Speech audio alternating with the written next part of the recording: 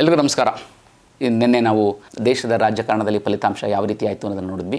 ಇವತ್ತೊಂದು ನಾವು ರಾಜ್ಯ ರಾಜಕಾರಣದಲ್ಲಿ ಯಾವ ರೀತಿ ಆಯಿತು ಅಂತ ನೋಡೋಣ. 2023ನೇ ಇಸ್ವಿ ಆವಾಗ ರಾಜ್ಯದಲ್ಲಿ BJP ಸರ್ಕಾರ ಇತ್ತು, ಡಬಲ್ ಇಂಜಿನ್ ಸರ್ಕಾರ ಅಂತಿತ್ತು. ಮತ್ತು ಡಬಲ್ ಇಂಜಿನ್ ಸರ್ಕಾರಕ್ಕೆ ನೀವು ಮತ್ತೊಮ್ಮೆ ಬೆಂಬಲ ಕೊಡಿ ಅಂತ ಏನು ನರೇಂದ್ರ ಮೋದಿಯವರು ಸುಮಾರು ರ್ಯಾಲಿಗಳನ್ನ ಮಾಡಿದ್ರು. ಆಗ ಅದೇ ಸಮಯದಲ್ಲಿ ಸರ್ಕಾರ ಇನ್ನೇನೊಂದು ಇದೆ ಅಂತ ಹೇಳೋಕ್ಕಿಂತ ಒಂದು 6 ತಿಂಗಳ ಮುಂಚೆ ಕಾಂಗ್ರೆಸ್ನವ್ರದ್ದು PCM ಅಂತ ಒಂದು ಅಭಿಯಾನ ತೊಗೊಂಬಂದರು. ಅಲ್ಲಿ ಕೆಂಪಯ್ಯ ಅಂತ ಒಬ್ಬರು ಏನು ಕಾಂಟ್ರಾಕ್ಟರ್ ಅಸೋಸಿಯೇಷನ್ ಪ್ರೆಸಿಡೆಂಟ್ ಇದ್ದರು. ಅವರು ಒಂದು ಈ ರಾಜ್ಯದಲ್ಲಿ ಯಾವುದೇ ಎದುರು ಸರಿಯಾಗಿ ಆಡಳಿತ ನಡೀತಾ ಇಲ್ಲ, ಯಾವುದೇ ಕಾಂಟ್ರಾಕ್ಟ್ಗಳಿಗೆ ಸರಿಯಾಗಿ ಸಿಗ್ತಿಲ್ಲ, ಎಲ್ಲರಿಗೂ 40% ಇಲ್ಲಿ ಕಮಿಷನ್ ಕೊಡಬೇಕು ಅಂತ ಹೇಳ್ತಾ ಇದ್ದಾರೆ ಅಂತ ಹೇಳಿದ್ರು. ಆದರೆ ಅದಕ್ಕೆ ಆ ದಾಖಲೆ ಕೊಡಿ ಅಂತ ಸುಮಾರು ಸತಿ ಕರೆದಾಗಲೂ ಯಾರೂ ಸಹ ಅದು 10 ಸಲ 12 ಸತಿ ಅವ್ರಿಗೆ ನೋಟಿಸ್ ಕೊಟ್ಟರನ್ನ ಸರಿಯಾದ ದಾಖಲೆ ಕೊಡಲಿಲ್ಲ. ಆದರೆ ಅದನ್ನು ಸೂಕ್ತವಾಗಿ ಬಳಸ್ಕೊಂಡಂಥ ಕಾಂಗ್ರೆಸ್ ಏನು ಮಾಡ್ತು ಅಂತ ಹೇಳಿದ್ರೆ ಇದನ್ನು ಈ ಸರ್ಕಾರ PCM ಸರ್ಕಾರ ಅಂತ ಎಲ್ಲ ಕಡೆಯಿಂದ ಮಾಡ್ಕೊಳ್ತಾ ಬಂತು. ಆ PCM ಸರ್ಕಾರ ಅದು ಒಂದು ಆಯಿತು ಅಂತ ಹೇಳಿದ್ರೆ, ಎರಡನೇದು ಅಂತ ಹೇಳಿದ್ರೆ ಹೇಗಿದ್ದರೂ ನಾವು ಅಧಿಕಾರಕ್ಕೆ ಬರೋದಿಲ್ಲ, ಅದರ ಅಧಿಕಾರಕ್ಕೆ ಬರಬೇಕಿದ್ರೆ ಏನಾದರೂ ಒಂದು ಮಾಡಬೇಕು ಅಂತ ಯೋಚನೆ ಮಾಡ್ತಿದ್ದಾಗೆ ಯಾರು ಪುಣ್ಯಾತ್ಮ ಅವ್ರಿಗೆ ಕೊಟ್ಟರೋ, ಅಥವಾ ಈಗಾಗಲೇ ತೆಲಂಗಾಣ ಮತ್ತು ತಮಿಳುನಾಡು ಮತ್ತು ದೆಹಲಿ ಇಲ್ಲಾಗಲೇ ಫ್ರೀ ಬೀಸ್ ಕೊಟ್ಟಿದ್ದನ್ನು ನೋಡಿದ್ರು. ಸೊ ಅದನ್ನು ಕರ್ನಾಟಕದಲ್ಲೂ ತರಬೇಕು ಅಂತ ಹೇಳ್ಕೊಂಡು 5 ಭಾಗ್ಯಗಳನ್ನು ಕೊಡ್ತೀನಿ ಅಂತ ಬಂದರು. ಒಂದು 10 kg ಅಕ್ಕಿ ಕೊಡ್ತೀವಿ ಅಂತ ಬಂದರು. ಹೆಣ್ಣು ಮಕ್ಕಳಿಗೆ ಉಚಿತವಾಗಿ ಅವರು ಬಸ್ಸನ್ನು ಕೊಡ್ತೀವಿ ಅಂತ ಹೇಳಿದ್ರು. ಆಮೇಲೆ ಎಲ್ಲ ಹೆಣ್ಣು ಮಕ್ಳಿಗೂ 2,2 ಸಾವಿರ ಹಾಕ್ತೀವಿ ಅಂತ ಹೇಳಿದ್ರು. 200 ಯೂನಿಟ್ ಕರೆಂಟ್ ಫ್ರೀ ಅಂತ ಹೇಳಿದ್ರು. 5ನೇದು ಅಂದರೆ ವಿದ್ಯಾರ್ಥಿಗಳಿಗೆ ಯಾರು ಉದ್ಯೋಗ ನಿರುದ್ಯೋಗ ಭತ್ಯೆ ಕೊಡ್ತೀವಿ ಅಂತ ಹೇಳಿದ್ರು. ಹೀಗಾಗಿ 5 ಕೊಟ್ಟರು. ಕರ್ನಾಟಕದವರು ಯಾವಾಗಲೂ ಸ್ವಾಭಿಮಾನಿಗಳು, ಕರ್ನಾಟಕದಲ್ಲಿ ನೀರು ಕೇಳಿದ್ರೆ ನಾವು ಬೆಲ್ಲ ಕೊಡ್ತೀವಿ ಅಂತ ಹೇಳಿದ್ವಿ, ನಾವು ಕೈ ಯಾವತ್ತು ಹೀಗೆ ಇರ್ತೀವಿ ಅಂತ ಕೊಡೋದೇ ಇರ್ತೇವೆ ಹೊರತು ಬೇಡದಿಲ್ಲ ಅಂತ ಹೇಳ್ತಾ ಇದ್ರು. ಅದೆಲ್ಲನೂ ಸುಳ್ಳು ಮಾಡಿ ಅದಾದಮೇಲೆ ಅಂತ ಹೇಳಿದ್ರೆ 2003ನೇ ಇಸ್ವಿಯ ಮೇ ತಿಂಗಳಲ್ಲಿ ಅಭೂತಪೂರ್ವವಾಗಿ ನಭೂತೋ ನಭವಿಷ್ಯತಿ ಅಂತ ಹೇಳ್ತಾರೆ 136, 131 ಮತ್ತು 135 ಮತ್ತು 1 ಅಂದರೆ ಅಲ್ಲಿ ಪುಟ್ಟಣ್ಣಯ್ಯ ಅವರ ಮಗ ಅವನು ಏನು ನಿಂತ್ಕೊಂಡು ದರ್ಶನ್ ಅವರಿಗೆ ಅಲ್ಲಿ ಕಾಂಗ್ರೆಸ್ ಬೆಂಬಲಿತ ಅಭ್ಯರ್ಥಿಯವರು, ರೈತ ಸಂಘದವರು. ಹಾಗಾಗಿ 136 ಜನ ಅಲ್ಲಿಗೆ ಆಡಳಿತಕ್ಕೆ ಬಂದರು. ಏನು ಆಡಳಿತ ಇದ್ದಂಥ BJP ಮತ್ತೊಮ್ಮೆ ಅಧಿಕಾರಕ್ಕೆ ಬರ್ತೀವಿ ಅಂದ್ಕೊಂಡಿದ್ದವರು ಅವರು ಕೇವಲ 66ಕ್ಕೆ ಅಲ್ಲಿ ಸೀಮಿತ ಆಯಿತು. ಇನ್ನು ಜನತಾದಳ ಏನು ನಾವು ಕಿಂಗ್ ಮೇಕರ್ಗಳಾಗ್ತೀವಿ ಅಂತ ಅಂದ್ಕೊಂಡಿದ್ರು, ನಾವು ಇಲ್ದಲೆ ಯಾವುದೇ ಅಧಿಕಾರ ಮಾಡೋಕ್ಕಾಗಲ್ಲ ಅಂತ ಹೇಳ್ತಿದ್ರು.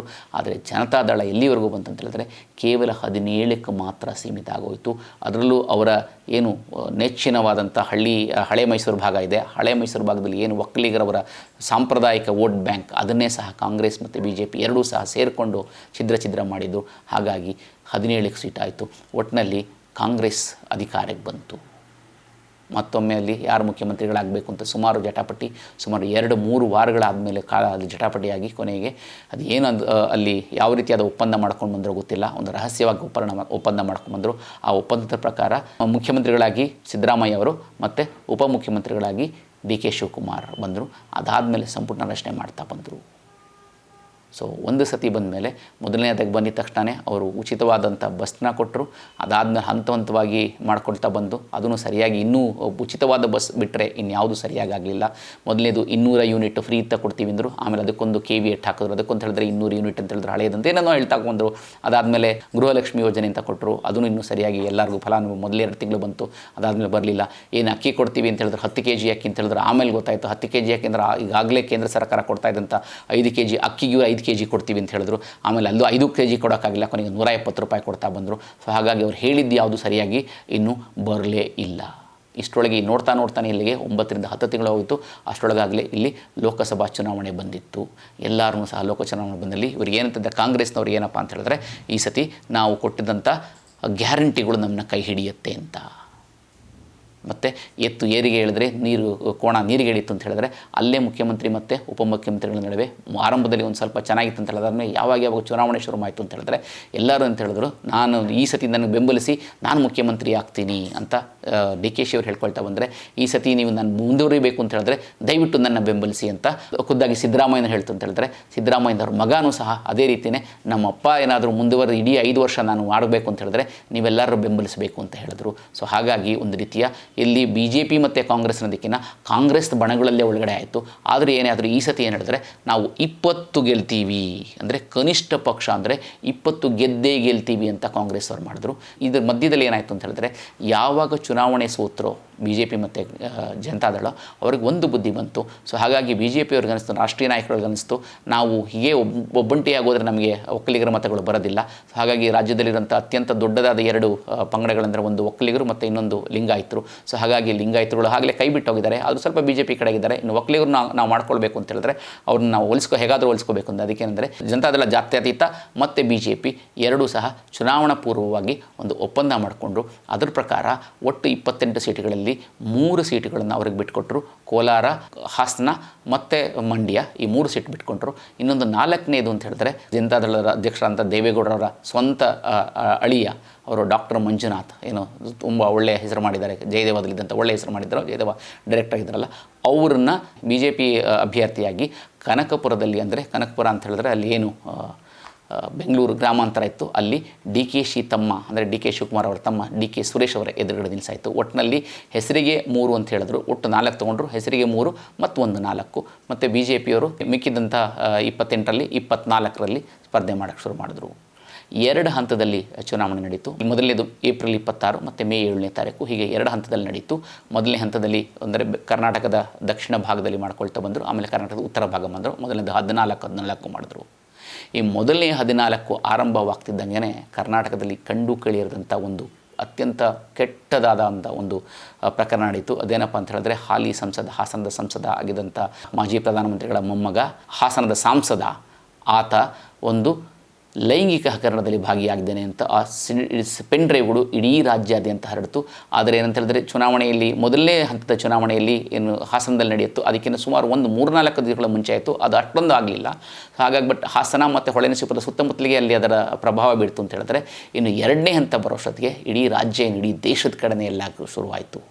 ಸೊ ಹಾಗಾಗಿ ಏನಂತ ಹೇಳಿದ್ರೆ, ಮೊದಲನೇ 14ರಲ್ಲಿ BJP ಹೇಳ್ತು, ಮೊದಲನೇ 14ರಲ್ಲಿ ನಾವು 14ರಲ್ಲಿ 14, ಅಟ್ಲೀಸ್ಟ್ 12ರಿಂದ 13 ಗೆಲ್ತೀವಿ ಅಂತ ಹೇಳಿದ್ರೆ, ಕಾಂಗ್ರೆಸ್ ಹೇಳ್ತು ನಾವು ಮೊದಲನೇ 14ರಲ್ಲಿ 8ರಿಂದ 10 ಗೆಲ್ತೀವಿ, ಅಂದರೆ 2ನೇದರಲ್ಲೂ ಅಂತ. 2ನೇದಾಯಿತು. 2ನೇದರಲ್ಲೂ ಕಾಂಗ್ರೆಸ್ ಅವ್ರು ಹೇಳ್ತು ನಾವು ಈ ಸತಿ ಕನಿಷ್ಠ ಪಕ್ಷ 20 ಗೆಲ್ತೀವಿ ಅಂತ ಹೇಳ್ತು.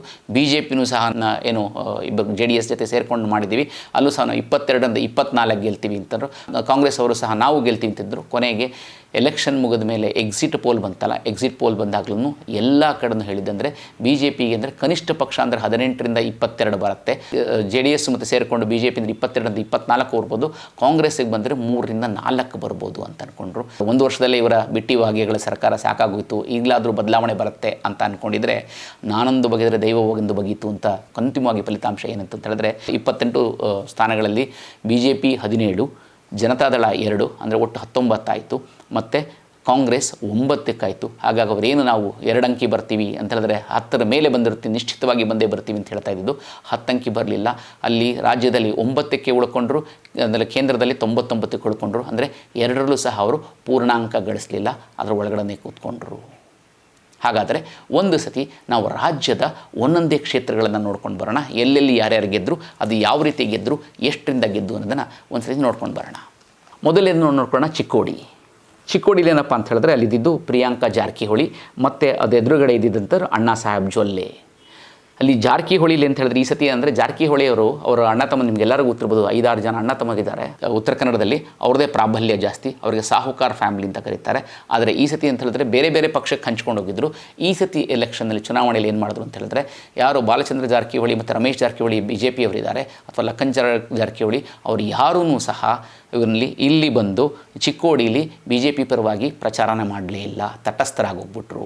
ಇನ್ನು ಅಭ್ಯರ್ಥಿಯಾಗಿದ್ದಂಥ ಪ್ರಿಯಾಂಕಾ ಜಾರಕಿಹೊಳಿಯರ ತಂದೆ ಸಚಿವರಾದಂಥ ಸತೀಶ್ ಜಾರಕಿಹೊಳಿ ಸಹ, ಅವರು ಸಹ ತಮ್ಮ ಇಡೀ ಪೂರ್ತಿ ಚುನಾವಣೆ ಪ್ರಚಾರನ ಇಲ್ಲಿ ಚಿಕ್ಕೋಡಿಗೆ ಮೀಸಲಾಗಿಟ್ಟರು. ಹಾಗಾಗಿ ಅಲ್ಲೇನಾಯಿತು ಅಂತ ಹೇಳಿದ್ರೆ, ಅಣ್ಣಾ ಸಾಹೇಬ್ ಜೊಲ್ಲೆ ಏನು ಕಳೆದ ಬಾರಿ ಗೆದ್ದಿದ್ರು, ಅವ್ರನ್ನ ತುಂಬ ಅಂತ ಹೇಳಿದ್ರೆ ಒಂದು ಸುಮಾರು 98,834 ಮತ, ಅಂದರೆ ಹತ್ತತ್ರ ಅಂದರೆ 1 ಲಕ್ಷದ ಅಂತರದಿಂದ ಗೆದ್ದರು.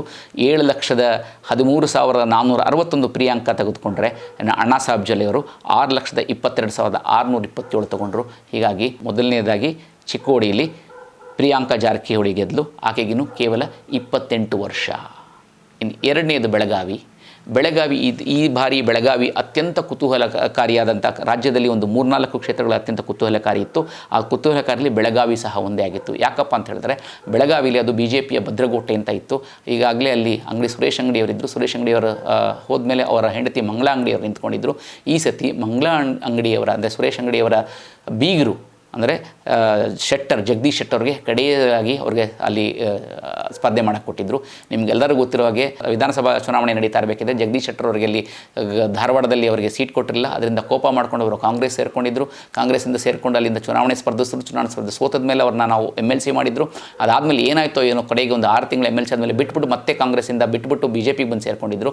ಅವರಿಗೆ ಈ ಸತಿ ಧಾರವಾಡದಲ್ಲೋ ಅಥವಾ ಹಾವೇರಿಯಲ್ಲೋ ಕೊಡಬೇಕು ಅಂದ್ಕೊಂಡಿದ್ರು. ಅದು ಎರಡೂ ಕೊಟ್ಟರಲ್ಲಿ ಮೊದಲ 2 ಪಟ್ಟಿಯಲ್ಲಿ ಅವರು ಹೆಸರಿಲ್ಲದೆ ಇರುವಾಗ ಅವರು ತುಂಬ ಕೋಪ ಮಾಡ್ಕೊಂಡಿದ್ರು. ಆದರೆ 3ನೇ ಅಂತಿಮವಾದ ಪಟ್ಟಿ ಬಂದಾಗ ಅವರಿಗೆ ಬೆಳಗಾವಿಲಿ ಕೊಟ್ಟಿದ್ದರು.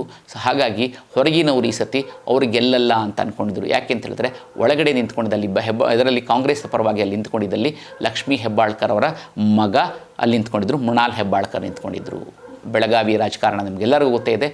ಪ್ರದೇಶ ಕಾಂಗ್ರೆಸ್ ಅಧ್ಯಕ್ಷ DK ಶಿವಕುಮಾರ್ ಮತ್ತು ಅಲ್ಲಿ ಲಕ್ಷ್ಮೀ ಹೆಬ್ಬಾಳ್ಕರ್ ಅವರ ಹಿಡಿತ ಇದೆ. ಸೊ ಹಾಗಾಗಿ ಈ ಸತಿ ಜಗದೀಶ್ ಶೆಟ್ಟರ್ ಅವರಿಗೆ ಸೋಲು ಅಂತಲೇ ಎಲ್ಲ ಹೇಳ್ತಾಯಿದ್ರು. ಆದರೆ ಅಚ್ಚರಿ ಏನಂತೇಳಿದ್ರೆ ಪ್ರತಿ ಸಲ ಅಥವಾ ಗೆದ್ದರೂ ಯಾರೇ ಗೆದ್ದರು ಅಲ್ಲಿ ಕೇವಲ ಒಂದು 5ರಿಂದ 10 ಅಥವಾ 20-25 ಸಾವಿರ ಓಟ್ಗಳಲ್ಲಿ ಮಾತ್ರ ಅಂದ್ಕೊಂಡಿದ್ರು.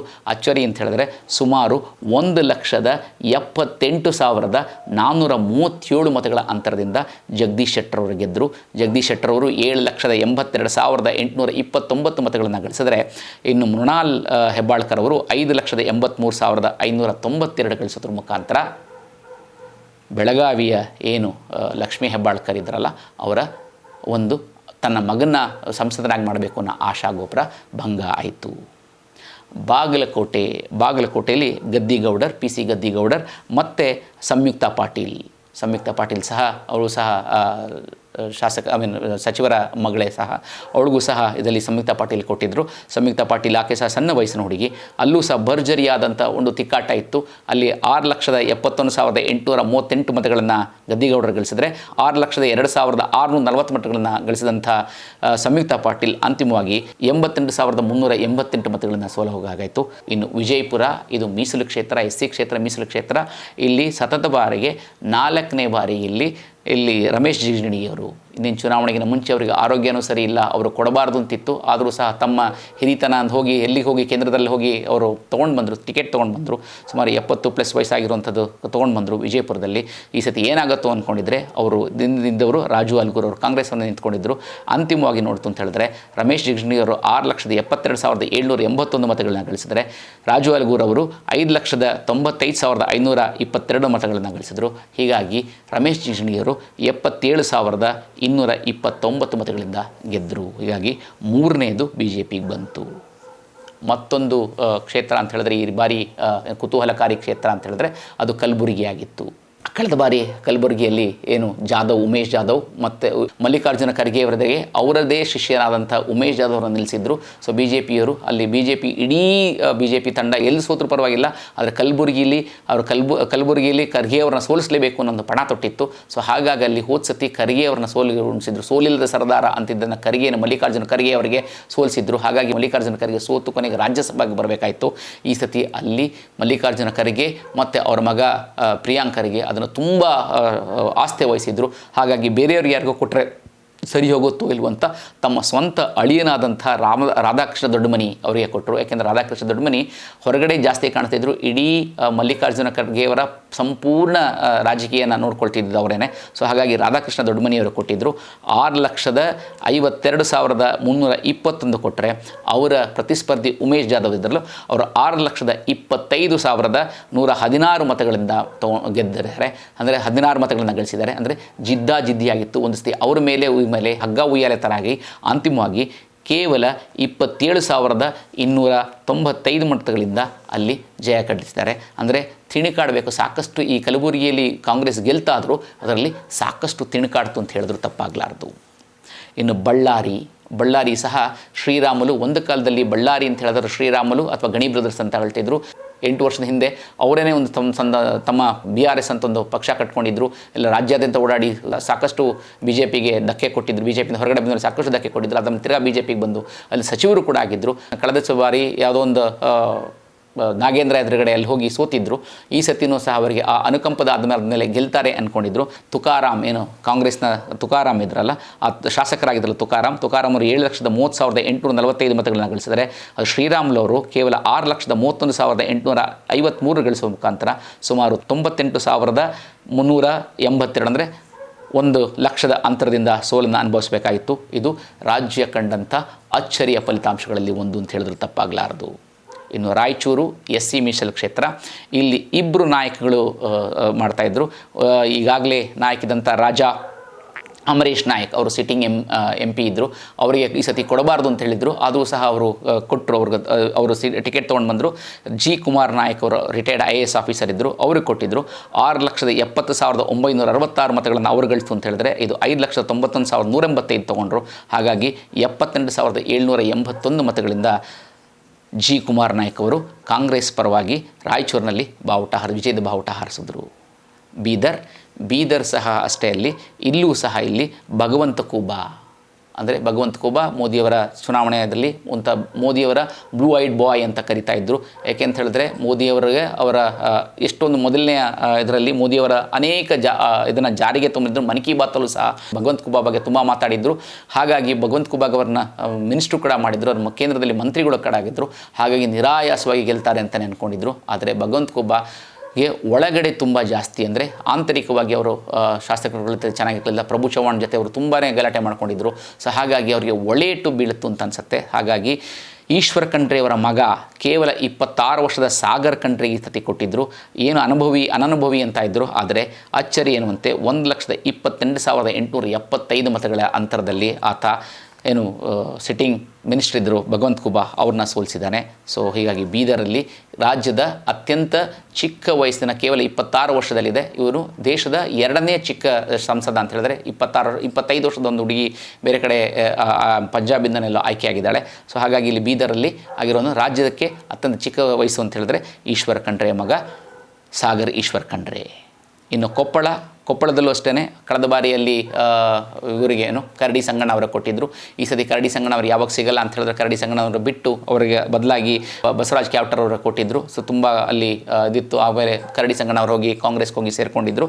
ಸೊ ಅಲ್ಲಿ ರಾಜಶೇಖರ್ ಹಿಟ್ನಾಳ್ ಅವರು ಕೊಟ್ಟಿದ್ದರು. ರಾಜಶೇಖರ್ ಹಿಟ್ನಾಳ್ 6,063,511 ಮತಗಳನ್ನ ತೊಗೊಂಡು ಅಂತ ಹೇಳಿದ್ರೆ ಇಲ್ಲಿ 6,17,154 ಮತಗಳು, ಒಟ್ಟು 46,000 ಮತಗಳ ಅಂತರದಲ್ಲಿ ರಾಜಶೇಖರ್ ಹಿಟ್ನಾಳ್ ಅವರು ಕೊಪ್ಪಳ ಕ್ಷೇತ್ರದನ್ನು ಗೆದ್ದುಕೊಂಡಿದ್ದಾರೆ. ಹಾವೇರಿ ಸಹ ಮತ್ತೊಂದು ಕುತೂಹಲಕಾರಿಯಾಗಿತ್ತು. ಯಾಕೆಂತ ಹೇಳಿದ್ರೆ ಹಾವೇರಿಲಿ ಈಶ್ವರಪ್ಪನವರ ಮಗ ಕಾಂತೇಶ್ಗೆ ಕೊಡಬೇಕು ಅಂತ ಅಂದ್ಕೊಳ್ತಿದ್ರು. ಆದರೆ ಕಾಂತೇಶ್ಗೆ ಕೊಡದಲೇ ಅಲ್ಲಿ ಏನು ಮಾಡಿದ್ರು ಅಂತ ಹೇಳಿದ್ರೆ ಕಾಂತೇಶ್ಗೆ ಕೊಡಲಿಲ್ಲ. ಹಾಗಾಗಿ ಈಶ್ವರಪ್ಪನವರು ಬಂಡಾಯವಾಗಿ ಶಿವಮೊಗ್ಗದಲ್ಲಿ ನಿಂತ್ಕೊಂಡ್ರು. ಇಲ್ಲಿ ಬಯಸದೆ ಬಂದ ಭಾಗ್ಯ ಅನ್ನುವಂತೆ ಅಲ್ಲಿ ಬಸವರಾಜ ಬೊಮ್ಮಾಯಿ ಅಂದರೆ ರಾಜ್ಯದ ಮಾಜಿ ಮುಖ್ಯಮಂತ್ರಿಗಳು ಅವರಿಗೇನು ಅಷ್ಟೊಂದು ಆಸಕ್ತಿ ಇರಲಿಲ್ಲ, ಆದರೂ ಸಹ ಕೇಂದ್ರ ಹೇಳಿತ್ತು ಅಂತ ಅಲ್ಲಿ ಹೋಗಿ ನಿಂತ್ಕೊಂಡಿದ್ರು. 7,05,538 ಮತಗಳನ್ನು ಗಳಿಸಿದರೆ ಅವರ ಪ್ರತಿಸ್ಪರ್ಧಿಯಾಗಿದ್ದ ಆನಂದ ಮಠ ಅವರು 6,62,025 ಮತಗಳನ್ನ ಗಳಿಸಿದರು. ಒಟ್ಟು 43,313 ಅಂತಗಳ ಗೆದ್ದರು.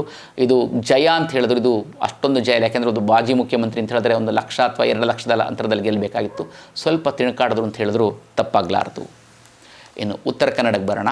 ಉತ್ತರ ಕನ್ನಡದಲ್ಲಿ ಈಗಾಗಲೇ ಅಲ್ಲಿ ಗೊತ್ತಿದ್ದಂಗೆ ಹಿಂದೂ ಫೈರ್ ಬ್ರ್ಯಾಂಡ್ ಅಂತ ಅನಂತಕುಮಾರ್ ಹೆಗಡೆ ಅವರಿದ್ದರು.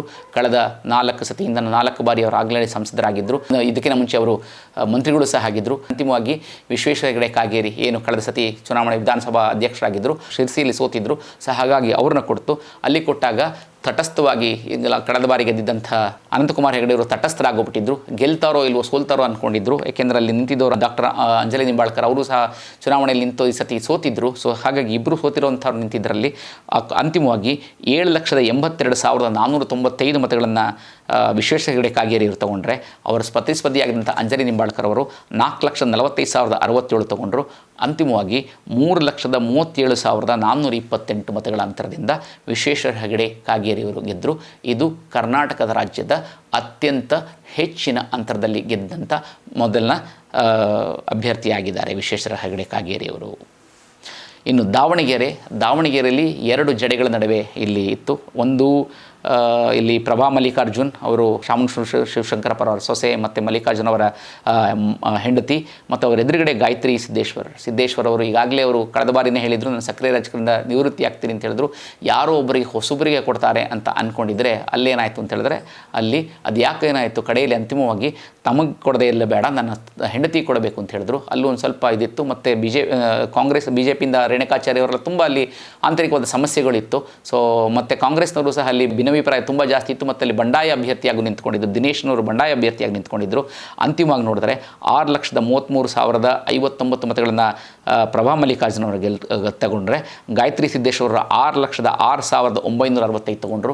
ಒಟ್ಟಿನಲ್ಲಿ ಅಂತೂ ಇಂತೂ ತಿಣುಕಾಡಿ ಸುಮಾರು 26,094 ಮತಗಳಿಂದ ಅಂತಿಮವಾಗಿ ಪ್ರಭಾ ಮಲ್ಲಿಕಾರ್ಜುನ್ ಅವರು ಗೆಲ್ಲುವಾಗ ಅವರ ಬೆವರು ಸುರಿಸಿದ್ರು ಅಂತ ಹೇಳಿದ್ರು ತಪ್ಪಾಗಲಾರ್ದು.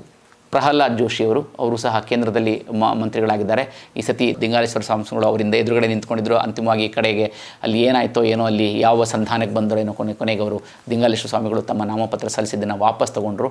ಹಾಗಾಗಿ ಸ್ವಲ್ಪ ನಿರಾಳವಾಗಿತ್ತು ಪ್ರಹ್ಲಾದ್ ಜೋಶಿ ಅವರಿಗೆ. ಸೊ ಪ್ರಹ್ಲಾದ್ ಜೋಶಿ ಅವರ ಎದುರುಗಡೆ ವಿನೋದ್ ಅಸೂಟಿ ಅಂತ ಕಾಂಗ್ರೆಸ್ನ ನಿಂತ್ಕೊಂಡಿದ್ರು.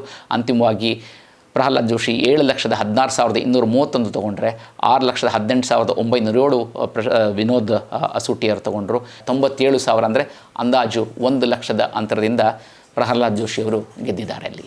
ಇನ್ನು ರಾಜ್ಯದ ಮತ್ತೊಂದು ಕುತೂಹಲಕಾರಿ ಅಂತ ಹೇಳಿದ್ರೆ ಅದು ಶಿವಮೊಗ್ಗದಲ್ಲಿ ಯಾರಪ್ಪ ನಿಂತ್ಕೊಂಡಿದ್ದು ಅಂತಂದರೆ, ಕರ್ನಾಟಕದಲ್ಲಿ ಹ್ಯಾಟ್ರಿಕ್ ಹೀರೋ ಅಂತ ಹೇಳಿದ್ರೆ ಶಿವರಾಜ್ ಕುಮಾರ್ ಅವರ ಈ ಧರ್ಮಪತ್ನಿಯರು ಮೂರನೇ ಪಕ್ಷದಿಂದ ನಿಂತ್ಕೊಂಡಿದ್ದರು ಅಂತ ಹೇಳಿದ್ರೆ, ಒಂದು ಸತಿ ಎಲ್ಲೆಲ್ಲಿ ಅವರ ತಮ್ಮ ಹೋಗ್ತಾರೋ, ಮಧು ಬಂಗಾರಪ್ಪ ಯಾವ್ಯಾವ ಪಕ್ಷದಲ್ಲಿ ಸೇರ್ಕೊಳ್ತಾರೋ ಆ ಪಕ್ಷದಲ್ಲಿ ಮಧು ಬಂಗಾರಪ್ಪ ತನ್ನ ರಾಜಕೀಯ ಬೇಳೆ ಬೇಯಿಸ್ಕೊಳ್ಳೋಕ್ಕೋಸ್ಕರ ಅಕ್ಕನ ಬಲಿ ಕೊಟ್ರಾ ಅಂತ ಅನ್ನಿಸ್ತಾ ಇದೆ.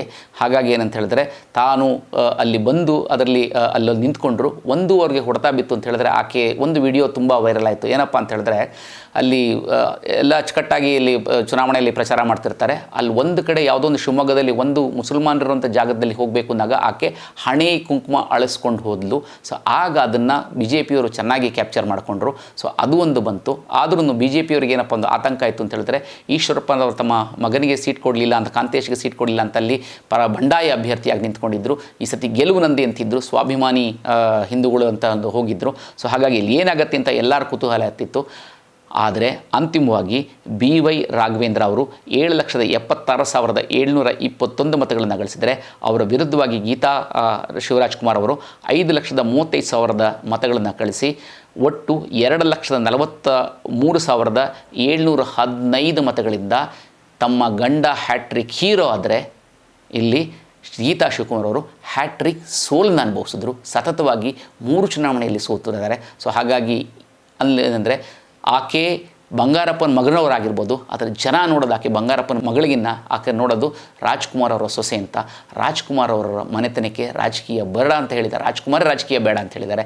ಹಾಗಾಗಿ ರಾಜ್ಕುಮಾರನೇ ಬೇಡ ಅಂತ ಹೇಳಿದ್ಮೇಲೆ ಇನ್ನು ಅವ್ರು ಸೊಸೆನ ಒಪ್ಕೊಳ್ತಾರಾ ಅನ್ನೋದನ್ನು ಮತ್ತೊಮ್ಮೆ ಇಲ್ಲಿ ಪ್ರೂವ್ ಆಯಿತು ಅಂತ ಹೇಳಬಾರ್ದು. ಇನ್ನು BJPಯ ವಿರುದ್ಧ ತೊಡೆತಟ್ಟಿದ್ದಂಥ ಈಶ್ವರಪ್ಪ ಗಳಿಸಿದ್ದು ಕೇವಲ 34,000 ಓಟ್ಗಳನ್ನ ಗಳಿಸ್ಕೊಂಡು ಠೇವಣಿಯೂ ಸಹ ಉಳಿಸ್ಕೊಂಡಲ್ಲಿ ಹೋಗಿದ್ದಾರೆ. ಸೊ ಇದ್ದ ಬದ್ದ ಮಾನ ಸಹ ಕಳ್ಕೊಂಡಿದ್ದಾರೆ ಅಂತ ಹೇಳಿದ್ರು ತಪ್ಪಾಗಲಾರದು. ಉಡುಪಿ ಚಿಕ್ಕಮಗಳೂರು ಮತ್ತೊಂದು ಕುತೂಹಲಕಾರಿ ಇತ್ತು. ಇಲ್ಲೇನಪ್ಪ ಅಂತ ಹೇಳಿದ್ರೆ, ಇಲ್ಲಿ ಇಲ್ಲಿ ಕೇಂದ್ರದ ಸಚಿವೆ ಇದ್ದರು, ಶೋಭಾ ಕರಂದ್ಲಾಜೆ ಇದ್ದರು. ಗೋಬ್ಯಾಕ್ ಶೋಭಾ ಅಂತ ಒಂದು ಅಭಿಯಾನ ನಡೀತು. ಹಾಗಾಗಿ ಆಕೆ ಬದಲಾಗಿ ಯಾರು ಕೊಡಬೇಕು ಅಂತ ಹೇಳಿದಾಗ, ಸಹಜವಾಗಿ ಅಲ್ಲಿ ಚಿಕ್ಕಮಗಳೂರು ಸೋತಿದ್ದಂಥ CT ರವಿ ಅವರಿಗೆ ಕೊಡ್ತಾರೆ ಅಂದ್ಕೊಂಡಿದ್ರು. ಅದರ ಅಚ್ಚರಿ ಎನ್ನುವಂತೆ ಅಲ್ಲಿ ಕೋಟಾ ಶ್ರೀನಿವಾಸ್ ಪೂಜಾರಿ ಎಂದರೆ, ಇಲ್ಲಿ ವಿಧಾನ ಪರಿಷತ್ನಲ್ಲಿ BJPಯ ನಾಯಕರಾಗಿರುವಂಥ ಕೋಟಾ ಶ್ರೀನಿವಾಸ್ ಪೂಜಾರಿ ಅವರಿಗೆ ಕೊಟ್ಟಿದ್ದರು. ಸರಳ ಸಜ್ಜನ ಅಂತಿದ್ದರೆ, ಅವರ ಎದುರುಗಡೆ ಯಾರಪ್ಪ ನಿಂತ್ಕೊಂಡಿದ್ದು ಅಂತ ಹೇಳಿದ್ರೆ, BJPಲಿದ್ದಂಥ K ಜಯಪ್ರಕಾಶ್ ಹೆಗ್ಡೆ ಅವರು. BJPಲಿದ್ದವ್ರಿಗೇನು ಸಿಕ್ಕಲಿಲ್ಲ ಅಂಥೇಳಿ ಅವರು ಅದರಲ್ಲಿ ಅಲ್ಲಿಗೆ ಹೋಗಿದ್ದರು. ಸೊ ಇಬ್ಬರೂ ಸಹ ಸರಳ ಸಜ್ಜನರೇ, ಇಬ್ಬರೂ ಸಹ ಒಳ್ಳೆಯ ರಾಜಕಾರಣಿಗಳು, ಯಾರಿಗೆದ್ದರೂ ಪರವಾಗಿಲ್ಲ ಅಂತ ಜನ ಅಂದ್ಕೊಳ್ತಿದ್ರು. ಆದರೆ ಅಂತಿಮವಾಗಿ ಕೋಟಾ ಶ್ರೀನಿವಾಸ್ ಪೂಜಾರಿ ಅವರಿಗೆ 7,32,234 ಮತಗಳು ಸಿಕ್ಕಿದ್ರೆ, ಇನ್ನು ಅವರು ಪ್ರತಿಸ್ಪರ್ಧಿಯಾಗಿದ್ದ ಜಯಪ್ರಕಾಶ್ ಹೆಗಡೆ ಅವರಿಗೆ 4,73,059 ಮತಗಳು ಸಿಕ್ತು. ಹೀಗಾಗಿ 2,38,000 ಮತಗಳ ಅಂತರದಿಂದ ಕೋಟಾ ಶ್ರೀನಿವಾಸ್ ಪೂಜಾರಿ ಅವರು ಇಲ್ಲಿಗೆ ಸಂಸದರಾಗಿ ಆಯ್ಕೆಯಾಗಿದ್ದಾರೆ. ಚಿತ್ರದುರ್ಗ ಸಹ ಮತ್ತೊಂದು ಕುತೂಹಲಕಾರಿ ಅಂದು. ಯಾಕೆ ಅಂತ ಹೇಳಿದ್ರೆ, ಚಿತ್ರದುರ್ಗದಲ್ಲಿ ಒಂದು ಗಮನಿಸಬೇಕು ಅಂತ ಹೇಳಿದ್ರೆ, ಯಾವಾಗಲೂ ಇಲ್ಲಿ ಒಂದು ಸತಿ ಆಯ್ಕೆ ಮಾಡಿದಂಥವ್ರು ಎರಡನೇ ಸತಿ ಆಯ್ಕೆ ಮಾಡೋದಿಲ್ಲ. ಅದೇನೋ ಗೊತ್ತಿಲ್ಲ, ಒಂದು ಸತಿ ಮಾಡಿದ್ರೆ ಎರಡನೇ ಸತಿ ಆಯ್ಕೆ ಮಾಡಲ್ಲ. ಮತ್ತು ಯಾವಾಗಲೂ ಇಲ್ಲಿ ಹೊಸ ಸಂಸದರಿಗೆ ಆಯ್ಕೆ ಮಾಡ್ತಾರೆ. ಮತ್ತು ಇನ್ನೂ ಒಂದು ಕುತೂಹಲ ಅಂತ ಹೇಳಿದ್ರೆ ಇಲ್ಲಿ ಯಾರು ಅಂದರೆ ಹೊರಗಿನವರು ಒಳಗಿನವರು, ಸಹಜವಾಗಿ ಏನಂತಾರೆ ಹೊರಗಿನವ್ರನ್ನ ಕರ್ಕೊಂಬಂದಾಗ ಇಲ್ಲಿ ಹೊರಗಿನವರು ಅಂತ ಹೇಳ್ತಾರೆ. ಆದರೆ ಇಲ್ಲಿ ಗೆದ್ದಿರೋರು ಸುಮಾರು ಜನ ಇಲ್ಲಿ ಹೊರಗಿನವರು. ಇದಕ್ಕಿಂತ ಮುಂಚೆ ನಾವು US ಇಂದ ಅಮೆರಿಕದಿಂದ ಬಂದಂಥ ಜನಾರ್ದನ್ ಸ್ವಾಮಿ ಅವರು ಗೆದ್ದಿದ್ರು. ಅದಾದಮೇಲೆ ಹೋದ ಸತಿ ಆನೇಕಲ್ಲಿಂದ ಬಂದಿದ್ದಂಥ ನಾರಾಯಣ ಸ್ವಾಮಿ ಅವರು ಗೆದ್ದಿದ್ರು. ಈ ಬಾರಿ ಕಡೇಗಳಿಗೆಯಲ್ಲಿ ಗೋವಿಂದ ಕಾರಜೋಳ ಅವರ ಕೊಟ್ಟರು. ಗೋವಿಂದ ಕಾರಜೋಳ ಅವರಿಗೆ ಪ್ರತಿಸ್ಪರ್ಧಿಯಾಗಿ ಈಗಾಗಲೇ ಒಂದು ಸತಿ MP ಆಗಿದ್ದಂಥ BN ಚಂದ್ರಪ್ಪ ಅವರು ಕೊಟ್ಟಿದ್ದರು. ಸೊ BN ಚಂದ್ರಪ್ಪ ಕಾಂಗ್ರೆಸ್ನಲ್ಲಿ ನಿಂತಿದ್ದಂದರೆ ಗೋವಿಂದ ಕಾರಜೋಳ ಅವರು BJP ನಿಂತಿದ್ದರು. ಆದರೆ ಎಲ್ಲರೂ ಏನು ಹೇಳ್ತಿದ್ದಂದರೆ ಗೋವಿಂದ ಕಾರಜೋಳ ಹೊರಗಡೆಯಿಂದ ಬಂದಿದ್ದಾರೆ, ಹಾಗಾಗಿ BN ಚಂದ್ರಪ್ಪ ಅವರು ಎಲ್ಲರಿಗೂ ಗೊತ್ತು, ಅವ್ರ ಹೆಸರೆಲ್ಲರೂ ಪರಿಚಯ ಇದ್ದಾರೆ, ಅವರು ಸುಲಭವಾಗಿ ಗೆಲ್ತಾರೆ ಅಂದ್ಕೊಂಡಿದ್ರು. ಆದರೆ ತಾವೊಂದು ಬಗೆದರೆ ದೈವೊಂದು ಬಗೆತೀತು, ಅಥವಾ ತಾವೊಂದು ಬಗೆದರೆ ಜನರೊಂದು ಬಗೆತಾರೆ ಅನ್ನೋದಕ್ಕೆ, ಜನರ ಆದೇಶನೇ ಬೇರೆ ಇರುತ್ತೆ ಅನ್ನೋದಕ್ಕೋಸ್ಕರ ಮತ್ತೊಮ್ಮೆ ಏನಂದರೆ ಚಿತ್ರದುರ್ಗದವರು ಹೊಸ ಮುಖಕ್ಕೆ ಮಣೆ ಹಾಕಿದ್ದಾರೆ. ಇಲ್ಲಿ ಗೋವಿಂದ ಕಾರಜೋಳ ಅವರು 6,84,890 ಮತಗಳನ್ನು ಗಳಿಸಿದರೆ, ಇನ್ನು ಚಂದ್ರಪ್ಪ ಅವರು 6,38,769 ಗಳಿಸಿದ್ದಾರೆ. ಹೀಗಾಗಿ 48,121 ಮತಗಳ ಅಂತರದಿಂದ ಗೋವಿಂದ ಕಾರಜೋಳ ಅವರು ಗೆದ್ದಿದ್ದಾರೆ. ದಕ್ಷಿಣ ಕನ್ನಡದಲ್ಲಿ ಯಾವಾಗಲೂ ಎಲ್ಲರಿಗೂ ಗೊತ್ತೋದು BJPಯ ಭದ್ರಕೋಟೆ ಅಂತ. BJPಯ ಭದ್ರಕೋಟೆಯಲ್ಲಿ ಈ ಸತಿ BJPಯ ಭದ್ರಕೋಟೆಯನ್ನು ಅಲ್ಗಾಡಿಸ್ಬೇಕು ಅಂತ ಹೇಳಿ ಅಲ್ಲಿ ಏನು ಮಾಡಿದ್ರು ಅಂತ ಹೇಳಿದ್ರೆ ಪದ್ಮರಾಜ್ ಪೂಜಾರಿಯನ್ನು ಮಾಡಿದ್ರು. ಈ ಹಿಂದೆ 3 ಸತಿ ಗೆದ್ದಿದ್ದಂಥ BJPಯ ರಾಜ್ಯಾಧ್ಯಕ್ಷರಾಗಿದ್ದಂಥ ನಳಿನ್ ಕಟೀಲ್ ಸಹ ಅಲ್ಲಿ ಇದ್ದರು. ಆದರೆ ಈ ಸತಿ ನಳಿನ್ ಕಟೀಲ್ ಅವರ ಬದಲಾಗಿ ಅಲ್ಲಿ ಕ್ಯಾಪ್ಟನ್ ಬ್ರಿಜೇಶ್ ಚೌಟ ಅಂತ ಹೇಳಿದ್ರೆ ಅವರು ಸೈನ್ಯದಲ್ಲಿದ್ದವರು, ಅವ್ರಿಗೆ ಕೊಟ್ಟಿದ್ದರು. ಮತ್ತು ಹಿಂದಿನ ಸತಿ ವಿಧಾನಸಭಾ ಚುನಾವಣೆಯಲ್ಲಿ ಅರುಣ್ ಪುತಿಲ ಅವ್ರದ್ದಲ್ಲೊಂದು ಇತ್ತು. ಈ ಸತಿ ಒಂದೇನಪ್ಪ ಅಂತ ಹೇಳಿದ್ರೆ ಅಲ್ಲಿ ಏನೇನು ಸಮಸ್ಯೆಗಳಿತ್ತು ಆ ಸಮಸ್ಯೆಗಳನ್ನೆಲ್ಲ ಪರಿಹಾರ ಮಾಡಿಕೊಂಡ್ರು, ಎಲ್ಲರೂ ಒಟ್ಟಿಗೆ ಬಂದರು. ಅಲ್ಲಿ ಹಿಂದುತ್ವ ಅಂತ BJPಯವರು ಹೋಯಿತು ಅಂತ ಹೇಳಿದ್ರೆ ಇವರು ಬಿಲ್ಲವರು ಮತ್ತು ಬಂಟವರು ಅಂತ ಹೀಗೆ ಅಂದ್ಕೊಂಡು ಹೋದರು. ಜನಾರ್ದನ್ ಪೂಜಾರಿ ಅವರ ಆಶೀರ್ವಾದ ಇದೆ ಅಂತ ಬಂದರು. ಮತ್ತು ಈಗಾಗಲೇ ಅಲ್ಲಿ ದೇವಸ್ಥಾನ ಏನಿದೆ, ಅಲ್ಲಿ ಬಿಲ್ಲವರ ದೇವಸ್ಥಾನ ಇದೆ, ಅದು ಸಹ ನಾನೇ ಮಾಡಿದ್ದು ಅಂಥೇಳಿ ಪೂಜಾರಿ ವರ್ಸಸ್ ಅಲ್ಲಿ ಚೌಟ ಆಯಿತು. ಅಂತಿಮವಾಗಿ ಏನಂತ ಹೇಳಿದ್ರೆ BJPಯ ಹಿಂದುತ್ವನೇ ಅಲ್ಲಿ ಹೆಚ್ಚು ಅಂತ ತೋರಿಸ್ಕೊಟ್ರು. 7,64,132 ಮತಗಳನ್ನು ಬ್ರಿಜೇಶ್ ಚೌಟ ತಗೊಂಡ್ರೆ, ಪದ್ಮರಾಜ್ ಪೂಜಾರಿ ಅವರು 6,14,924 ಮತಗಳನ್ನು ಗಳಿಸಿದ್ರು. ಈ ರೀತಿಯಾಗಿ 1,48,000 ಅಂದರೆ 1.5 ಲಕ್ಷದ ಅಂತರದಿಂದ ಕ್ಯಾಪ್ಟನ್ ಬ್ರಿಜೇಶ್ ಚೌಟ ಅವರು ಈಗ ದೆಹಲಿ ಕಡೆಗೆ ಹೋಗಿದ್ದಾರೆ. ಮತ್ತೊಂದು ಕುತೂಹಲಕಾರಿ ಆದಂಥ ಒಂದು ಕ್ಷೇತ್ರ ಅಂತ ಹೇಳಿದ್ರೆ ಹಾಸನ ಕ್ಷೇತ್ರ. ಸಾಧಾರಣವಾಗಿ ಹಾಸನ ಕ್ಷೇತ್ರ ಅಂತ ಹೇಳಿದ್ರೆ ಅಲ್ಲಿ JDS ಅವರ ಭದ್ರಕೋಟೆ ಅಂತ ಅಂದ್ಕೊಂಡಿದ್ರು. ಆದರೆ ಈ ಸತಿ ಸಾಂಪ್ರದಾಯಿಕವಾಗಿ ನಮಗೆಲ್ಲರಿಗೂ ಗೊತ್ತು ಅಂತ ಹೇಳಿದ್ರೆ 70 ಮತ್ತು 80ನೇ ದಶಕದಿಂದಲೂ ಸಹ ಕಾಂಗ್ರೆಸ್ನಲ್ಲಿಂದ ಮತ್ತು JDSನಲ್ಲಿಂದ ಕಾಂಗ್ರೆಸ್ ಮತ್ತು JDSನಲ್ಲಿ ಪುಟ್ಟಸ್ವಾಮಿ ಗೌಡರು ಮತ್ತು ದೇವೇಗೌಡರು ಅವರು ಬೀಗರು ಅಂತಾನೆ ಅವರವರು ಬಾಬಾ ಬಾಮೈದಂದರು ಸಹ ಅಂತ ಹೇಳ್ತಾರೆ. ಅವರ ಸಂಬಂಧಿಗಳು ಅಂತ ಹೇಳ್ತಾರೆ. ಆದರೆ ಅವ್ರ ವಯಸ್ಸಿನ ಅವರು ಯಾವಾಗಲೂ ಜಿದ್ದಾಜಿದ್ದಿ ನಡೀತಿತ್ತು. ಸೊ ಅವರ ಮೊಮ್ಮಗನಾದಂಥ ಅಂದರೆ ಪುಟ್ಟಸ್ವಾಮಿ ಗೌಡರ ಮೊಮ್ಮಗನಾದಂಥ ಶ್ರೇಯಸ್ ಪಟೇಲ್ ಕಳೆದ ಬಾರಿ ಅವರು ಹೊಳೆಸುಪುರದಲ್ಲಿ ರೇವಣ್ಣ ವಿರುದ್ಧ ಸೋತಿದ್ರು. ಈ ಬಾರಿ ಅವರು ಶ್ರೇಯಸ್ ಪಟೇಲ್ ಅವರಿಗೆ ಕಾಂಗ್ರೆಸ್ನಿಂದ ಅಲ್ಲಿ ಹಾಸನದಲ್ಲಿ ನೆಲಕ್ಕೆ ಕೊಟ್ಟಿದ್ರು. ಅದೇ ರೀತಿ ಪ್ರಜ್ವಲ್ ರೇವಣ್ಣರವರು ಸಹ ನಿಂತಿದ್ರು. ಈಗಾಗಲೇ ಹೇಳಿದೆ, ಹೇಳಿದ್ದೆ ಅಂತ ಹೇಳಿದ್ರೆ ಚುನಾವಣೆಗಿನ ಮುಂಚೆ ಏನೊಂದು ಹಳೆಯದೊಂದು 3-4 ವರ್ಷದ ಹಳೆಯದನ್ನೆಲ್ಲಾದ ಸುಮಾರು 3,000 ಇರುವಂಥ ವಿಡಿಯೋ ಅಂದರೆ ಅಶ್ಲೀಲ ವಿಡಿಯೋಗಳು ಇರುವಂಥದ್ದನ್ನು ವಿಡಿಯೋನ ಎಲ್ಲ ಕಡೆಯೂ ಹಂಚ್ತಾ ಬಂತು. ಹಾಗಾಗಿ ಅಂತಿಮವಾಗಿ ನೋಡ್ತು ಅಂತ ಹೇಳಿದ್ರೆ ಇಲ್ಲಿ ಎಲ್ಲ ಕಡೆಯೂ ಗೆದ್ದರೆ ನಮ್ಮ ಪಕ್ಷದವ್ರು ಗೆಲ್ಲಬೇಕಪ್ಪ, ನಮ್ಮ ಪಕ್ಷದವ್ರು ಗೆಲ್ಲಬೇಕಪ್ಪ ಅಂತ ಹೇಳಿದ್ರೆ ಇಲ್ಲಿ ಖುದ್ದು JDSನವರೇ ಅಪ್ಪ ನನ್ನ ಪಕ್ಷದವ್ರು ಸೋತರಾಗಲಿಯಪ್ಪ ಅಂತ ಹಾರೈಕೆ ಮಾಡ್ಕೊಳ್ತಿದ್ರು ಅಂತ ಅಂಥ ಪರಿಸ್ಥಿತಿ ಇತ್ತು. ಅಂತಿಮವಾಗಿ ಏನಂತ ಹೇಳಿದ್ರೆ ಶ್ರೇಯಸ್ ಪಟೇಲ್ ಅವರು 6,72,988 ಮತಗಳನ್ನ ಗಳಿಸಿದರೆ, ಅವರ ಪ್ರತಿಸ್ಪರ್ಧಿಯಾಗಿದ್ದಂಥ ಪ್ರಜ್ವಲ್ ರೇವಣ್ಣ ಅವರು ಸಹ 6,30,339 ಮತಗಳನ್ನು ಗಳಿಸಿ ಒಟ್ಟಿನಲ್ಲಿ 42,649 ಮತಗಳ ಅಂತರದಿಂದ ಪ್ರಜ್ವಲ್ ರೇವಣ್ಣ ಅವರು ಸೋಲನ್ನು ಅನುಭವಿಸಬೇಕಾಯಿತು. ಸೊ ಹೀಗಾಗಿ ಅವರು ಒಂದು ರೀತಿ ಸೋತಿದ್ದೇ ಒಳ್ಳೆಯದಾಯ್ತಪ್ಪ ಅಂತ ಎಲ್ಲರೂ ನಿಟ್ಟುಸಿರು ಬಿಡುವಂತಾಯಿತು. ಇನ್ನು ತುಮಕೂರಲ್ಲೂ ಸಹ ಜಿದ್ದಾಜಿದ್ದಿ ಇತ್ತು.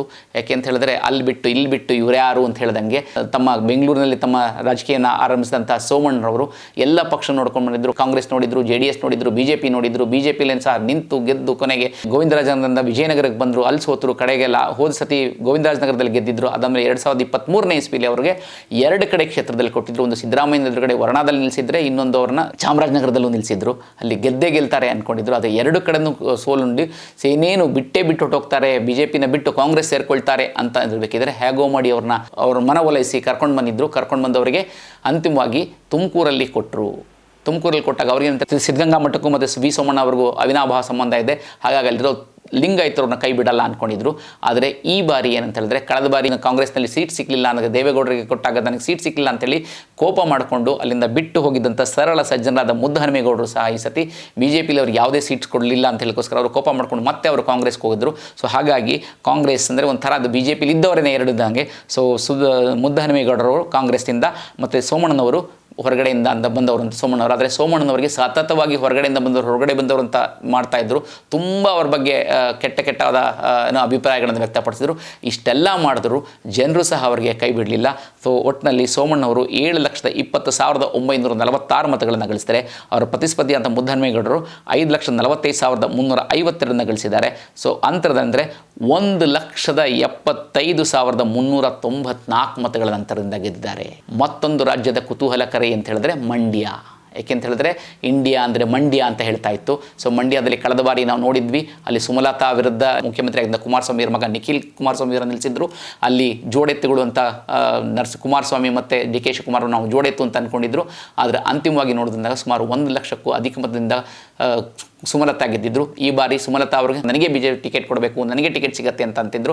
ಅಂತಿಮವಾಗಿ ಅವರು ಇಬ್ಬರು ಒಪ್ಪಂದ ಸಂಧಾನ ಮಾಡ್ಕೊಂಡಿದ್ದರಿಂದ BJP ಮತ್ತು JDS ಅವರಿಬ್ಬರು ಒಟ್ಟಿಗೆ ಹೋಗೋದ್ರಿಂದ ಅವರು ಚುನಾವಣಾ ಪೂರ್ವ ಮೈತ್ರಿ ಮಾಡ್ಕೊಂಡಿದ್ದಾಗೆ ಆ ಮೈತ್ರಿ ಪರವಾಗಿ ಕೊಟ್ಟಿದ್ದಂಥ 3 ಸೀಟ್ಗಳಲ್ಲಿ ಮಂಡ್ಯ ಸಹ ಇತ್ತು. ಹಾಗಾಗಿ ಅಂತಿಮವಾಗಿ ಕುಮಾರಸ್ವಾಮಿ ಅವರು ಕೊಟ್ಟರು. ಸೊ ಕುಮಾರಸ್ವಾಮಿ ಅವರು ಕೊಟ್ಟಾಗ ಅಲ್ಲಿ ಸುಮಲತಾ ಅವರು ನೇರವಾಗಿ ಬಂದು ಅವರಿಗೆ ಯಾವುದೇ ಚುನಾವಣಾ ಪ್ರಚಾರ ಮಾಡದೇ ಇದ್ದರೂ ಸಹ 8,51,881 ಮತಗಳನ್ನು ಗಳಿಸಿದ್ರೆ, ಅವರ ಪ್ರತಿಸ್ಪರ್ಧಿಯಾದ ಸ್ಟಾರ್ ಚಂದ್ರು ಅವರಿಗೆ 5,67,261 ಮತಗಳಂತು. ಅಂದರೆ ಈ ರೀತಿಯಾಗಿ 2,84,628 ಮತಗಳಿಂದ ಗೆಲ್ಲೋದ್ರ ಮುಖಾಂತರ ಇದು ರಾಜ್ಯದಲ್ಲಿ 2ನೇ ಅತಿ ದೊಡ್ಡ ಅಂತರದ ಗೆಲುವು. ಕಳೆದ ಬಾರಿ ಏನು ಸೋಲಿಸಿದ್ರು ಅದಕ್ಕೆ ತಮ್ಮ ಸೇಡು ತೀರಿಸ್ಕೊಂಡ್ರು ಅಂತ ಹೇಳಿದ್ರು ತಪ್ಪಾಗಲಾರದು.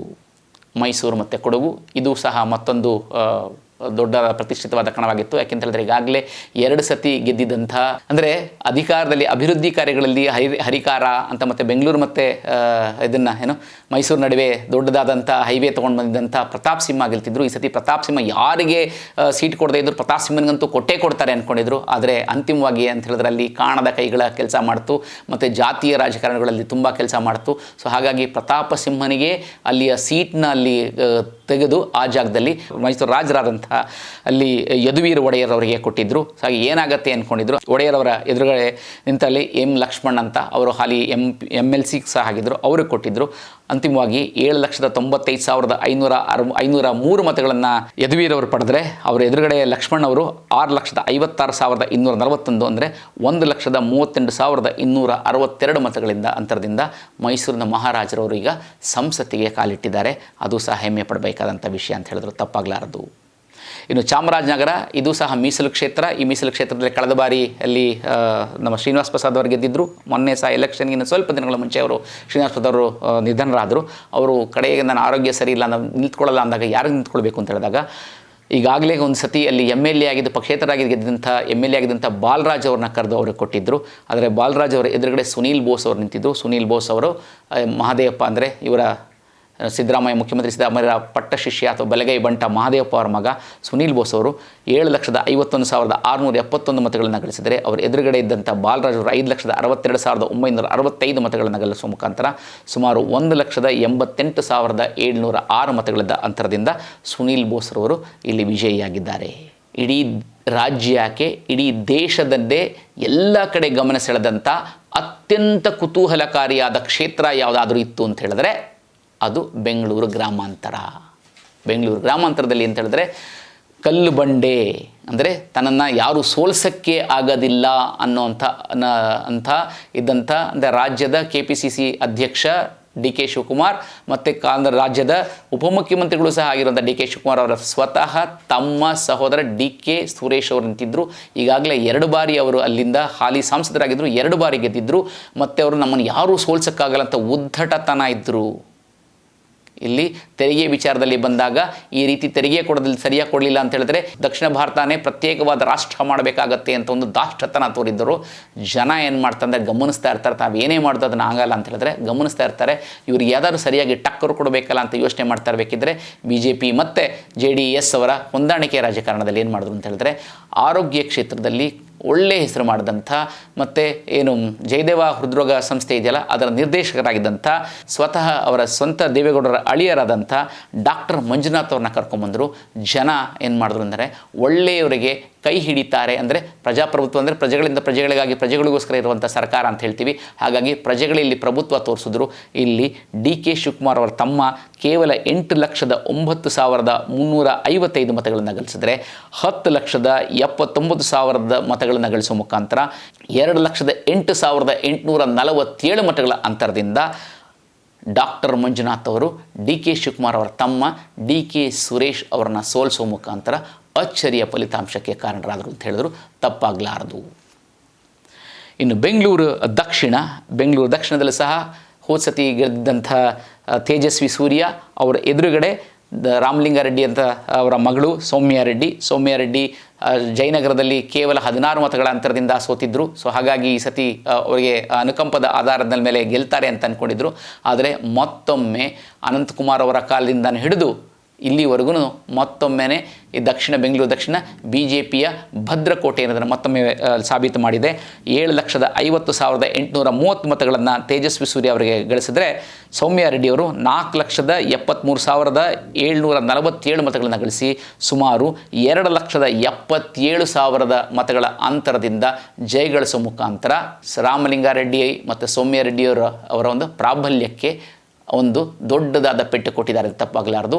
ಇದಕ್ಕಿಂತ ಹೆಚ್ಚಾಗಿ ಗಳಿಸಿರುವಂಥ ಮತಗಳನ್ನು ನೋಡಿದಾಗ ಎಲ್ಲ ಮತಗಳಲ್ಲಿ ಅವರ ರಾಮಲಿಂಗಾರೆಡ್ಡಿಯವರ ಸ್ವಕ್ಷೇತ್ರ ಏನಿದೆ ಆ ಸ್ವಕ್ಷೇತ್ರದಲ್ಲಿ BTM ಲೇಔಟ್ ಅಲ್ಲೇ ಸಹ ರಾಮಲಿಂಗಾರೆಡ್ಡಿಯವರ ಮಗಳಿಗೆ ಅಧಿಕ ಬಂದಿಲ್ಲ. ಅಂದರೆ ರಾಮಲಿಂಗಾರೆಡ್ಡಿಯವರು ಮುಂದಿನ ಸತಿ ಚುನಾವಣೆ ನಿಂತ್ಕೊಳ್ಬೇಕಿದ್ರೆ ಸ್ವಲ್ಪ ಯೋಚನೆ ಮಾಡಬೇಕಾಗತ್ತೆ ಅನ್ನೋದನ್ನು ಇದ್ರ ಮುಖಾಂತರ ಗೊತ್ತಾಗತ್ತೆ. ಬೆಂಗಳೂರು ಕೇಂದ್ರ ಏನಪ್ಪ ಅಂತ ಹೇಳಿದ್ರೆ ಇದರಲ್ಲಿ ಒಂದೊಂದು ಥರ ಇದು ಒಂಥರ ಹೆಚ್ಚುಗಾರಿಕೆನೆ. ಯಾಕೆ ಅಂತ ಹೇಳಿದ್ರೆ ಮೂರನೇ ಸತಿ ಇದು 4ನೇ ಬಾರಿಯಾಗಿ ಇಲ್ಲಿ ಬೆಂಗಳೂರು ಕೇಂದ್ರದಲ್ಲಿ PC ಮೋಹನ್ ಅವರು ನಿಂತಿದ್ದರು. PC ಮೋಹನ್ ಅಂತ ಹೇಳಿದ್ರೆ ಅವರು ಯಾವುದೇ ಬಣ, ನಾನು ಈಗಾಗಲೇ ನಾವು PC ಮೋಹನ್ ಅವ್ರ ಬಗ್ಗೆ ಹೇಳಬೇಕಿದ್ರೆ ಚುನಾವಣೆಯಲ್ಲಿ ಹೇಳಬೇಕಿದ್ರೆ ಚುನಾವಣಾ ಪೂರ್ವದಲ್ಲಿ ಸಮೀಕ್ಷೆಯಲ್ಲಿ ಹೇಳಬೇಕಿದ್ರೆ ನಾನು PC ಮೋಹನ್ ಅವ್ರ ಬಗ್ಗೆ ಮಾತಾಡಿದ್ದೆ. ಅವ್ರಿಗೆ ಅಂತ ಹೇಳಿದ್ರೆ ಯಾವುದೇ ಬಣದಲ್ಲಿ ಗುರುತಿಸ್ಕೊಳ್ತಾದ್ರೆ ಅಂದ್ರಿಕಿ ಮಂಚುವಾಡು ಅನಂತರಾಮಯ್ಯ ಅಂತ ಹೇಳ್ತಾರಲ್ಲ ತೆಲುಗುಲಿ, ಅದೇ ರೀತಿ PC ಮೋಹನ್ ಅವರು ಸಹ ಎಲ್ಲರಿಗೂ ಸಹ ಒಳ್ಳೆಯವರಾಗಿದ್ದರು ಮತ್ತು ಯಾರಿಗೆ ಬೇಕಿದ್ದು ಸುಲಭವಾಗಿ ಸಿಗ್ತಾರೆ ಅಂತ ಹೇಳಿದ್ರೆ. ಮತ್ತು ಇಡೀ ಎಲ್ಲ ಸಂಸದರಲ್ಲಿ ಯಾರದೇ ಮನೆಯಲ್ಲಿ ಮದುವೆ ಆಗಲಿ, ಮುಂಜಿ ಆಗಲಿ, ನಾಮಕರಣ ಆಗಲಿ ಅಥವಾ ಯಾವುದೇ ಶುಭ ಅಥವಾ ಅಶುಭ ಕಾರ್ಯಗಳಲ್ಲಿ ಯಾರಾದರೂ ಒಬ್ಬರು ಸಂಸದ ಬರ್ತಾನೆ ಅಂದರೆ ಅದು PC ಮೋಹನ್ ಅಂತ ಹೇಳ್ತಾ ಇದ್ರು. ಎಲ್ಲ ಕಡೆಯಿಂದ ಬರ್ತಾ ಇದ್ದರು. ಆದರೆ ಪ್ರತಿ ಸತಿನೂ ಅವ್ರಿಗೇನು ಅಂತ ಹೇಳಿದ್ರೆ ಕುತ್ತಿಗೆವರೆಗೂ ಬಂದು ಗೆಲ್ಲಬೇಕು ಅಂತ ಅನ್ಸತ್ತೆ. ಅಂದರೆ ಯಾವಾಗಲೂ ಇಲ್ಲಿ ನೋಡಿದಾಗ ಅಂತಿಮ ಸುತ್ತು ಬರೋವರೆಗೂ ಅವರ ಎದುರುಗಡೆ ನಿಂತಿದ್ದಂಥ ಹೋದ ಸತಿನೂ ಅವ್ರಿಗೆ ರಿಜ್ವಾನ್ ಅವರು ಸಹ ಅಂತಿಮ ಹಂತದಲ್ಲಿ ಅವರಿಗೆ ಬಂದು ರಿಜ್ವಾನ್ ಅವರು ಸೋತಿದ್ರು. ಈ ಸತಿ ಸಹ ಅಲ್ಲಿ ಅವ್ರ ಎದುರುಗಡೆ ನಿಂತ್ಕೊಂಡಿದ್ದಂಥ ಮನ್ಸೂರ್ ಅಲಿ ಖಾನ್ ಅವರು ಸಹ ಎಲ್ಲ ಹಂತಗಳಲ್ಲೂ ಅವರಿಂದ ಅವರಿಗಿಂತ ಜಾಸ್ತಿನೇ ಮತವನ್ನು ಸಿದ್ದಿದ್ರು. ಸುಮಾರು 80,000ವರೆಗೂ ಅಧಿಕ ಮತವಾಗಿದ್ದರೆ ಇನ್ನೇನು ಸೋತೆ ಹೋದರು ಅಂತ ಅಂದ್ಕೊಂಡಿದ್ರು. ಎಷ್ಟೊಂದು ಜನ ಆಗಾಗಲೇ ಅಂತಿಮ ಸುತ್ತು ತಲುಪಿದಾಗ ಮನ್ಸೂರ್ ಅಲಿ ಖಾನ್ ಅವ್ರು ಗೆದ್ದರು ಅಂತ ಅವರಿಗೆ ಹಾರಗಳೆಲ್ಲ ಹಾಕಿ ಎಲ್ಲ ನ್ಯೂಸ್ ಚಾನೆಲ್ಗಳಲ್ಲೂ ಕೇಂದ್ರದಲ್ಲಿ ಬೆಂಗಳೂರು ಕೇಂದ್ರ ಕೈವಶ ಆಯಿತು ಅಂತಲೇ ಹೇಳಿದರು. ಆದರೆ ಅಂತಿಮವಾಗಿ ಕಳೆದ ಬಾರಿಯಂತೆ ಈ ಬಾರಿಯೂ ಸಹ ಅವರು ಕೈ ಹಿಡಿದಿದ್ದು ಅವರಿಗೆ ನಮ್ಮ ಅರವಿಂದ್ ಲಿಂಬಾವಳಿಯವರ ಕ್ಷೇತ್ರ ಮಹದೇವಪುರ ಬಂದಾಗ ಏನು ಅವ್ರ ಲೀಡಿತ್ತು ಎಲ್ಲದನ್ನು ಮರೆ ಮಾಡಿಕೊಂಡು ಅಂತಿಮವಾಗಿ 6,58,915 ಮತಗಳನ್ನು PC ಮೋಹನ್ ಅವರು ಗಳಿಸಿದ್ರೆ ಮನ್ಸೂರ್ ಅಲಿ ಖಾನ್ ಅವರು 6,26,208 ಮತಗಳ ನಂತರ ಸುಮಾರು 32,000 ಮತಗಳ ಅಂತರದಿಂದ PC ಮೋಹನ್ ಅವರು 4ನೇ ಬಾರಿ ಸಂಸದರಾಗಿ ಆಯ್ಕೆಯಾಗಿದ್ದಾರೆ. ಬಹುಶಃ 4ನೇ ಬಾರಿ ಸಂಸದರಾಗಿ ಆಯ್ಕೆಯಾಗಿರೋದ್ರಿಂದ ಈ ಬಾರಿ ಅವರಿಗೆ ಸಚಿವ ಸ್ಥಾನ ಸಿಗ್ಬೋದು ಅಂತ ಎಲ್ಲರ ಆಶಯವಾಗಿದೆ. ಬೆಂಗಳೂರು ಉತ್ತರ ಈಗಾಗಲೇ ನಿಮಗೆ ಹೋದ ಸತಿನೂ ಹೇಳಿದ್ದೆ. ಬೆಂಗಳೂರು ಉತ್ತರ ಏನಪ್ಪ ಅಂತ ಹೇಳಿದ್ರೆ ಇದು BJPಯ ಮತ್ತೊಂದು ಭದ್ರಕೋಟೆ. ಇದು ಒಕ್ಕಲಿಗರ ಪ್ರಾಬಲ್ಯ ಇರುವಂಥ ಈ ಒಕ್ಕಲಿಗರ ಪ್ರಾಬಲ್ಯದಲ್ಲಿ ಯಾರು ನಿಂತರೂ ಗೆಲ್ತಾರೆ ಅನ್ನೋದಕ್ಕೆ BJPಗೆ ಮೊದಲನೇ ಸಾರಿ ತಂದುಕೊಟ್ಟಿದ್ದಂಥ ಬೆಂಗಳೂರು ಪೊಲೀಸ್ ಕಮಿಷನರ್ ಆಗಿದ್ದಂಥ ಸಾಂಗ್ಲಿಯಾನ್ ಅವರು ಮೊದಲನೇ ಬಾರಿಗೆ ಅವರು BJPಗೆ ಇಲ್ಲಿ ವಿಜಯ ಪತಾಕೆ ಹಾಕಿದ್ರು. ಅದಾದಮೇಲೆ DB ಚಂದ್ರೇಗೌಡರು ಗೆದ್ದಿದ್ರು. DB ಚಂದ್ರೇಗೌಡರು ಗೆದ್ದಾದಮೇಲೆ ಸತತವಾಗಿ 2 ಬಾರಿ ಸದಾನಂದ ಗೌಡರು ಗೆದ್ದಿದ್ರು. ಸದಾನಂದ ಗೌಡರು ಅವರು ಗೆದ್ದರು ಹೊರತು ಆದರೆ ಯಾವುದೇ ಕೆಲಸ ಮಾಡಿಲ್ಲ. ಅವ್ರ ಬಗ್ಗೆ ತುಂಬ ಆಡಳಿತ ವಿರೋಧಿ ಇದಿತ್ತು. ಅದಕ್ಕೋಸ್ಕರ ಅಂತಿಮವಾಗಿ ಹೇಗಿದ್ದು ನಿಂತು ಗೆಲ್ಲಲ್ಲ ಅಂದ್ರೆ ಅವರು ಸೀಟ್ ಕೊಡ್ತಾರೋ ಇಲ್ವೋ ಅಂತ ಅಂದ್ಕೊಂಡಿದ್ರು. ಕಡೆಗೆ ಅವರೇ ಹೇಳಿದ್ರು ನಾನು ನಿಂತ್ಕೊಳ್ಳೋದಿಲ್ಲ, ನಾನು ಚುನಾವಣಾ ರಾಜಕೀಯದಿಂದ ನಾನು ನಿವೃತ್ತಿ ಆಗ್ತೀನಿ ಅಂತ ಹೇಳಿದ್ರು. ಆದರೂ ಸಹ ಕಡೆಯ ಸತಿ ಚುನಾವಣೆಯಲ್ಲಿ ನಾನು ಇನ್ನೂ ಸತಿ ನಿಲ್ಲಬೇಕು ಅಂತ ಅವ್ರು ತಮ್ಮ ಟವಲ್ ಹಾಕಿದ್ರು. ಅಂತಿಮವಾಗಿ ಅವರು ಸಿಗಲಿಲ್ಲ.